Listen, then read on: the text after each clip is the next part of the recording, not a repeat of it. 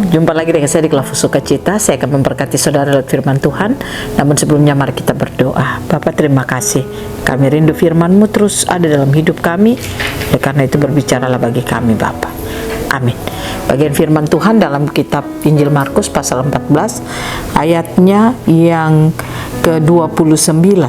Saya angkat bagi kita, demikian bunyi firman Tuhan. Kata Petrus kepadanya, biarpun mereka semua tergoncang imannya, aku tidak. Demikian jauh bacaan firman Tuhan. Pencinta Klafos yang diberkati oleh Tuhan. Dalam firman Tuhan, kitab Roma pasal 10 ayat 17 berkata, jadi iman timbul dari pendengaran, pendengaran oleh firman Kristus. Artinya ayat ini mau katakan kepada kita bahwa menjadi orang Kristen, saudara dan saya menjalani hari-hari hidup kita tidak sekedar hidup dalam sebuah status. Artinya ada banyak orang berkata-kata dia percaya Tuhan, tetapi kenyataannya ketika ada tantangan, ada kehidupan sulit, terkadang dia tidak bisa percaya kepada Tuhan. Nah, inilah yang firman Tuhan katakan, iman timbul dari pendengaran, pendengaran akan firman Kristus. Artinya kalau saudara dan saya hidup mau untuk kita beriman kepada Tuhan, pastikan kita hidup dalam firman Tuhan. Firman harus tersingkap bagi kita, firman harus terbuka bagi kita, dan firman harus menjadi bagian kehidupan kita. Ada banyak orang Kristen bisa membuat status Kristen atau status firman, tapi hidupnya tidak ada di situ, sehingga hidupnya bisa berubah-ubah. Hari ini statusnya lain, besok statusnya bisa lain. Hari ini mungkin dia status firman, besok mungkin bisa status kebencian, dan lain sebagainya. Nah, inilah yang tadi saya katakan.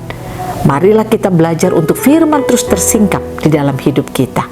Seperti kita belajar lewat firman Tuhan, Petrus, dia berkata kepada Yesus bahwa sekalipun mereka imannya tergoncang, aku sekali-kali tidak akan tergoncang. Tapi Alkitab mencatat, dia akhirnya mengkhianati Yesus dengan menyangkal Yesus. Nah, apa yang dilakukan oleh Petrus ini? Tadi dia katakan bahwa dia punya iman, tetapi lewat tantangan yang dia alami, akhirnya dia menunjukkan bahwa sebenarnya dia tidak punya iman. Oleh karena itu, mari kita belajar dalam kehidupan kekristenan kita supaya kita tidak sampai menyangkal Tuhan. Menyangkal itu artinya saudara tidak mengakui. Menyangkal itu artinya saudara tidak mempercayai apa yang dilakukan oleh Yesus.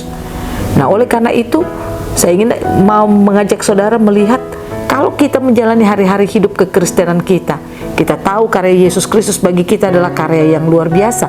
Dia telah memberikan rohnya yang baru bagi hidup kita, sehingga kita memiliki roh Kristus yang luar biasa dalam hidup kita. Yang luar biasa artinya apa yang Allah rancang bagi kita, itu dapat kita lakukan lagi dalam kehidupan kita melalui Yesus Kristus.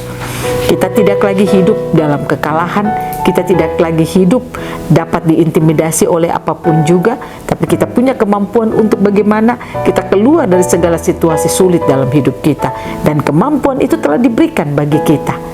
Nah, oleh karena itu tanpa saudara sadari, kalau saudara orang Kristen dalam menjalani hari-hari hidupmu, engkau suka mengeluh dengan keadaan dan situasi. Apalagi kita lihat hari-hari ini ada banyak orang Kristen dan juga ada banyak orang di dunia ini mengeluh dengan situasi dan keadaan yang mulai terasa sulit, keuangan mulai sulit dan lain sebagainya, dan keadaan-keadaan yang tidak mengenakan.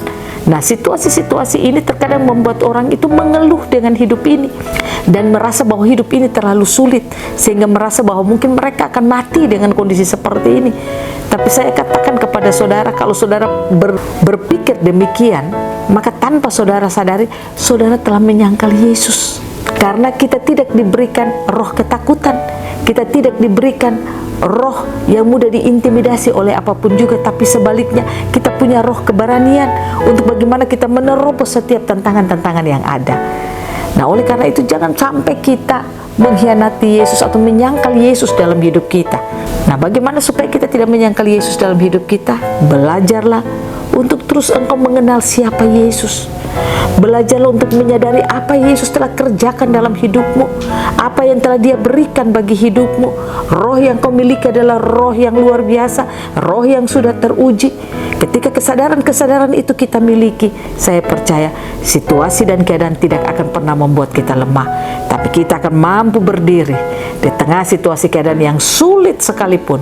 Kita punya keberanian untuk menerobos itu, karena firman-Nya berkata, roh di dalam kamu adalah roh yang luar biasa, roh yang mampu mengalahkan situasi dan keadaan, bahkan engkau lebih dari pemenang. Biarlah Roh Kudus menolong kita, memampukan saudara dan saya untuk hidup melakukan firman Tuhan dalam hidup kita. Amin. Mari kita berdoa. Bapa, terima kasih kami boleh menerima kebenaran firman-Mu, menyadari kami kalau roh di dalam kami adalah roh yang luar biasa, roh yang membuat kami hidup berkemenangan sehingga kami mampu untuk tidak menyangkal Engkau dalam hidup kami. Tolong kami Tuhan, agar lewat perkataan perbuatan kami tidak harus menyangkal Engkau. Tolong kami Tuhan. Amin. Shalom, Tuhan berkati kita semua.